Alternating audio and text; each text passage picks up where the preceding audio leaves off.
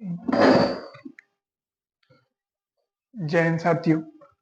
आज के इस वीडियोस में हम मैट्रिक्स के अगले को क्वेश्चन के बारे में जानेंगे। मल्टीप्लिकेशन चल रहा है अपना। मल्टीप्लिकेशन में एक दो एग्जांपल्स हमने देखे हैं, एक दो और एग्जांपल्स को कंप्लीट करते हैं तो मल्टीप्लिकेशन अच्छे से समझ में आ जाएगा। ठीक है, तो आइए हम अपने क्वेश्चन की तरफ बढ़ते हैं।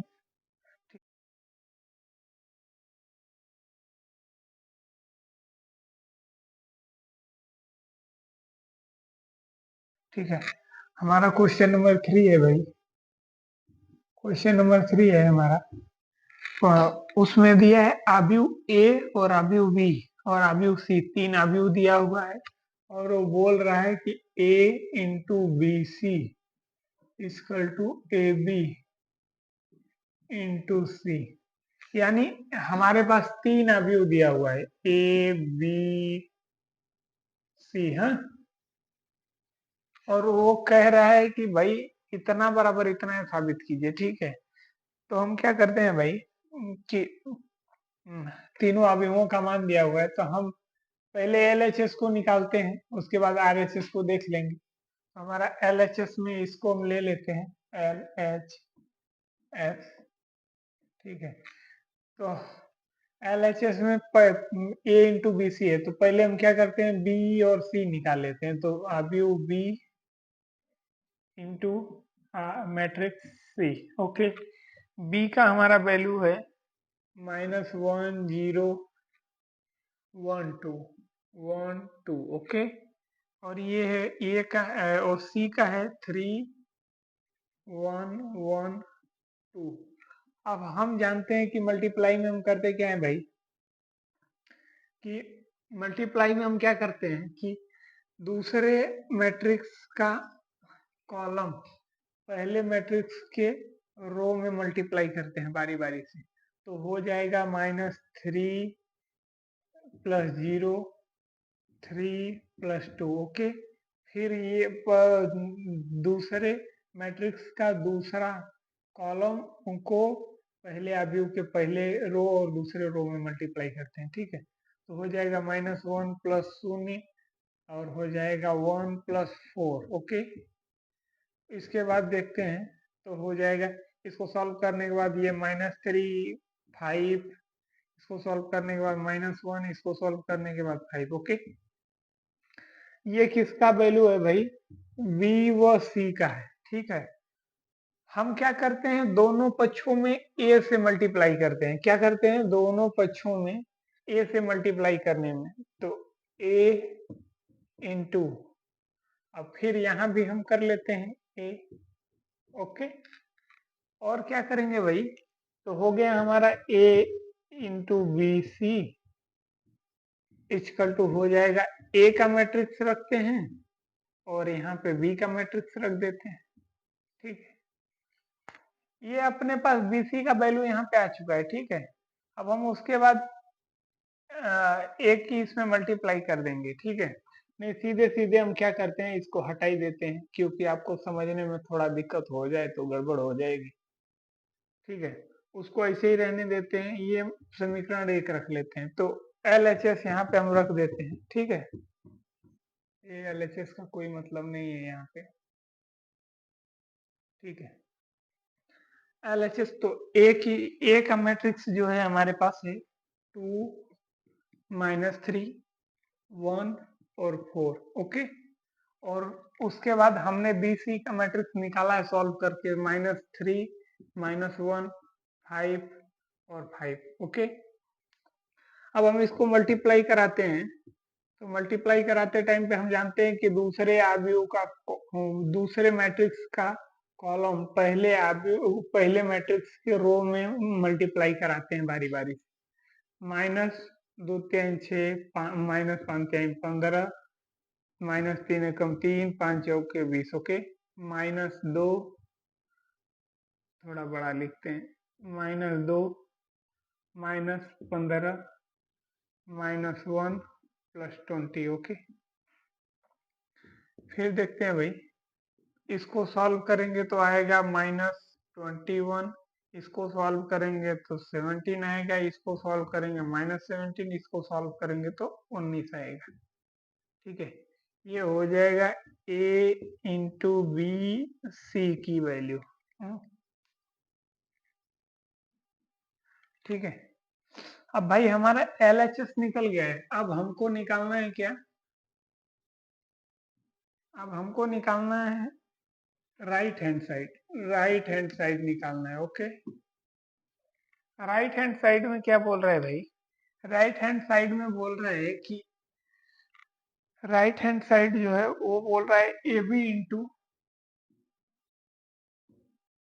सी की बात कर रहा है। ठीक है, तो हम पहले ए बी निकाल लेते हैं। ए बी इक्वल टू ए का मैट्रिक्स व बी का मैट्रिक्स।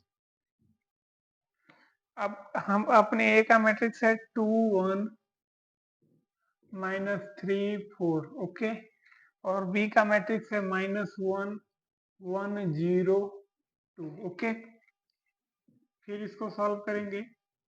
हम जानते हैं दूसरे आव्यूह का कॉलम, दूसरे आव्यूह का कॉलम पहले आव्यूह के रो में बारी बारी से मल्टीप्लाई होता है। ठीक है, तो हो जाएगा -2 -3 -1 +4। ओके, फिर ये उसी प्रकार से हम दूसरे मैट्रिक्स के दूसरे कॉलम को बारी बारी से पहले मैट्रिक्स के रो में मल्टीप्लाई कराते हैं। ठीक है, 0 -6 0 +8। ओके, इसको सॉल्व करते हैं तो हो जाएगा ए बी इक्वल टू हो जाएगा मैट्रिक्स में -6 3 -6 8। ओके भाई, हमारा RHS में ए बी इक्वल टू इतना है। ठीक है, तो वो बोल रहा है कि ए बी इंटू सी ज्ञात कीजिए,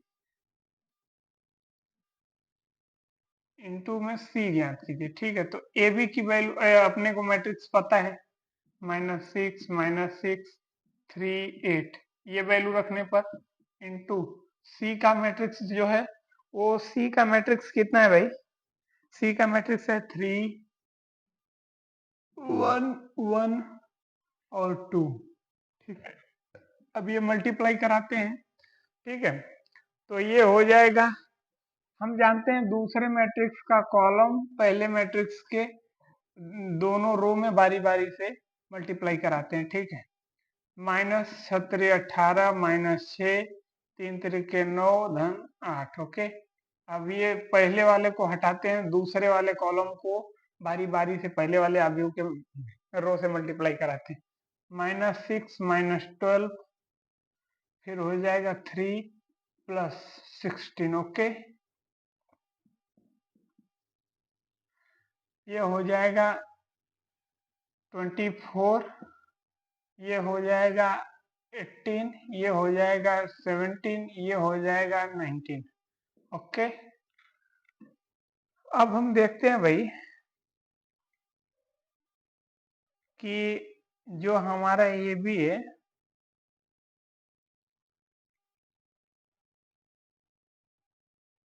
इसमें कुछ तो मिस्टेक है भाई। -5 -6, हाँ यहाँ देखो हमने मिस्टेक किया है, यहाँ पे -3 और 2, यहाँ पे -5 होगा। ओके, फिर उसके बाद फिर यहाँ पे -5 हो जाएगा। ठीक है, इसका मल्टीप्लाई अगर हम कराएंगे तो हो जाएगा 5 3 15, यहाँ पे हो जाएगा। उसके बाद 5 3 15 हो जाएगा। ठीक है, और इसका मल्टीप्लाई इधर कराएंगे तो हो जाएगा माइनस, यहाँ पे 5 हो जाएगा, तो ये हो जाएगा 6 5 11, ये हो जाएगा 21, ये हो जाएगा 17।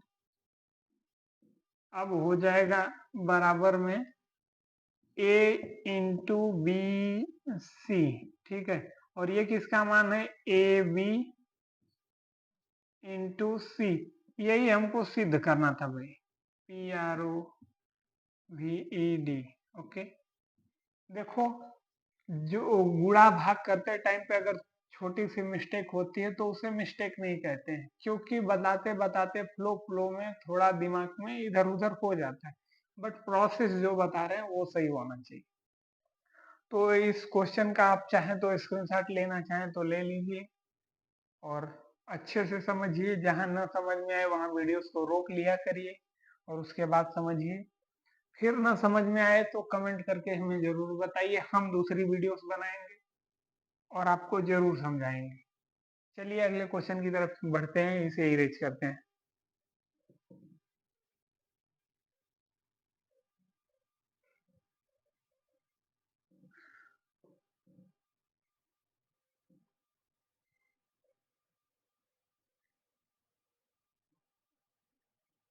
थोड़ा शेयर ओवर भी वीडियोस को किया करो, आप लोग शेयर ओवर करते नहीं हो यार।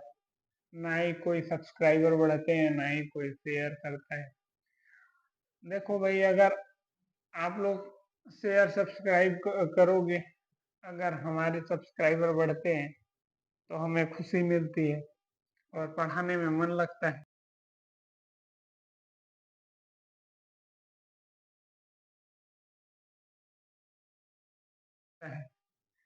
अगर सब्सक्राइबर ही नहीं रहते हैं तो फिर मुझे लगता है यार क्या फालतू वीडियोस बना रहे हो, उसका कोई मतलब नहीं है। ठीक है, तो आइए हम चौथे क्वेश्चन की तरफ चलते हैं और ये क्वेश्चन इस टॉपिक का लास्ट क्वेश्चन होगा। ठीक है, और बहुत डेंजर क्वेश्चन भी है। ये क्वेश्चन क्या कह रहा है भाई कि theta minus five equal to pi by two. ठीक है तो मैट्रिक्स दिया हुआ है, इतना बराबर जीरो साबित कीजिए। तो मैट्रिक्स दिया हुआ है,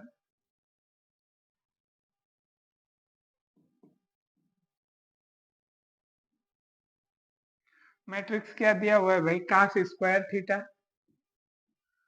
कास square theta, cos theta, sine theta. ठीक है, उसके बाद दिया है कॉस थीटा,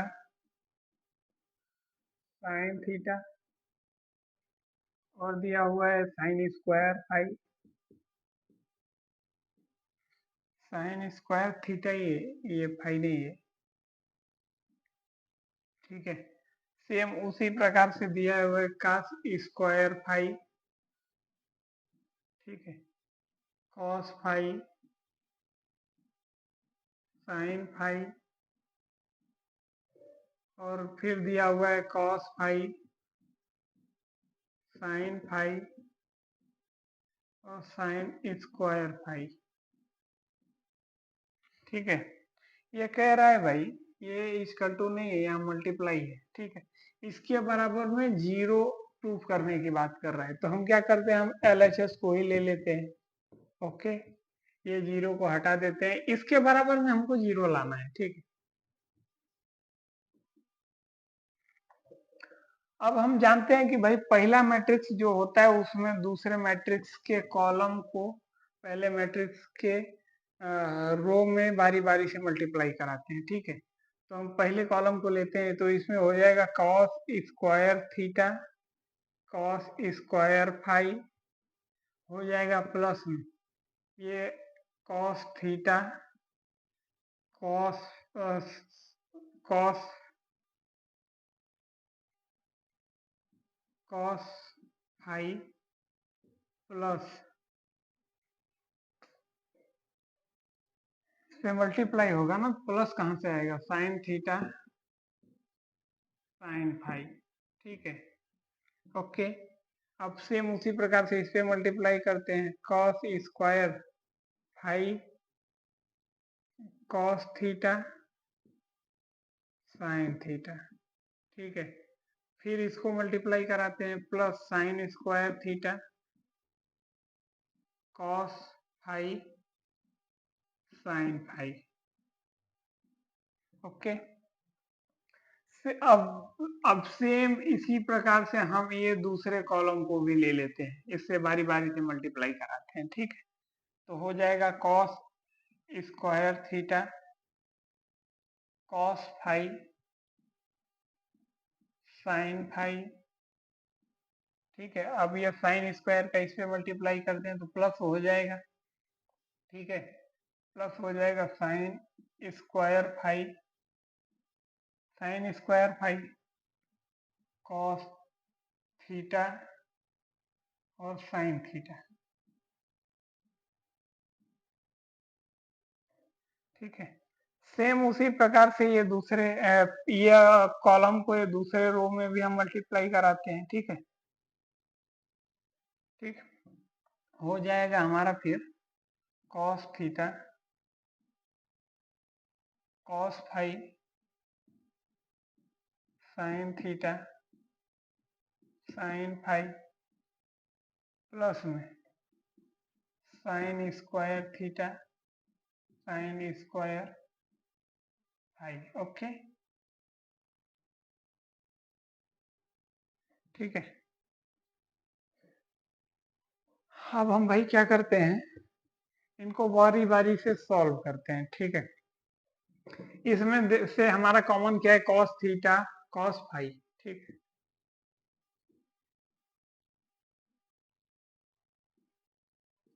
ब्रैकेट में हमारा क्या हो जाएगा भाई, यहाँ से स्क्वायर है तो एक एक कॉमन होने के बाद बच जाएगा कॉस थीटा कॉस फाइव।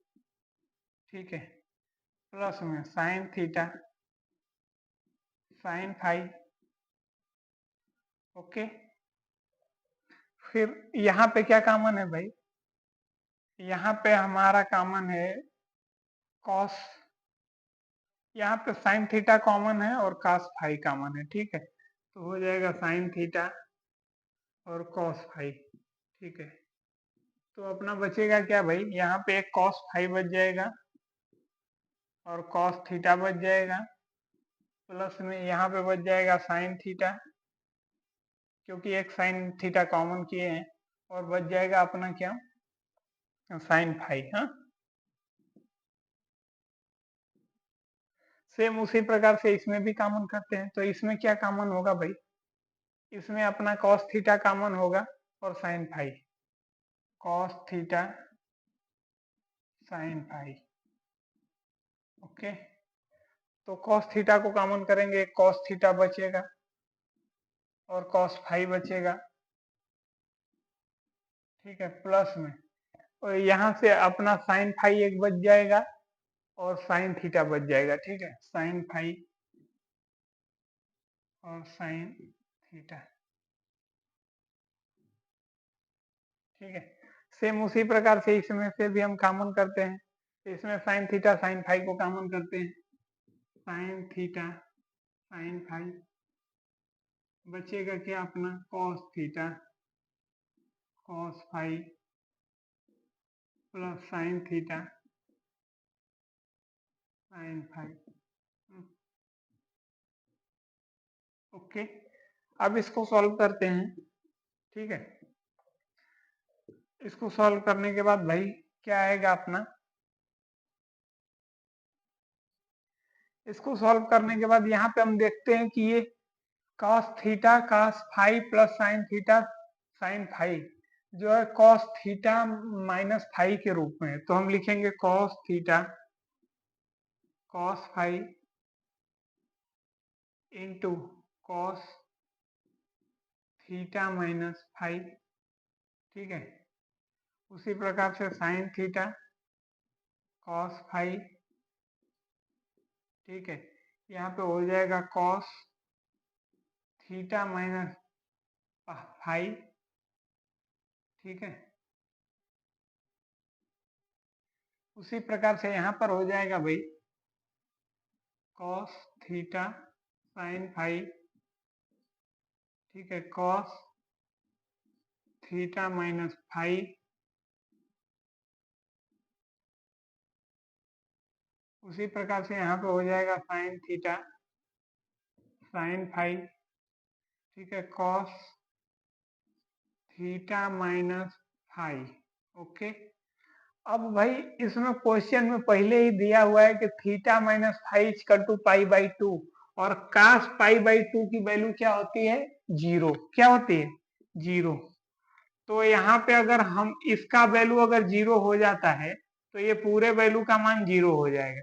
यहाँ पे अगर जीरो हो जाता है तो इसकी वैल्यू जीरो, यहाँ पे अगर जीरो हो जाता है तो इसकी वैल्यू जीरो, यहाँ पे अगर ये काश 90 का मान जीरो होता है तो बाकी सब जीरो, यानी यहाँ पे ये मैट्रिक्स का जो आंसर आएगा वो पूरा जीरो आएगा, यानी लास्ट में हमारा पूरा यही जीरो ही आंसर आएगा जो राइट हैंड साइड होगा। यही हमको प्रूव करना था। ओके, तो आज के इस वीडियोस में उतना ही छोड़ देते हैं, बाकी नेक्स्ट वीडियो में मिलते हैं, ठीक है।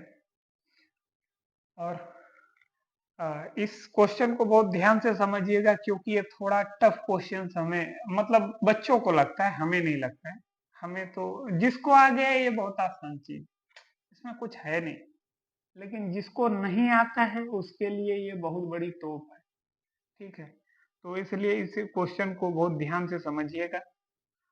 थोड़ा हमारा बोर्ड छोटा है, कैमरे में भी क्लियरिटी नहीं आ पाती है, इसलिए थोड़ा छोटा छोटा लिखना पड़ता है, क्योंकि अगर बड़ा बड़ा लिखें तो ये तो फिर 2 ही स्टेप में ये बोर्ड भर जाएगा, आंसर आएगा कहाँ,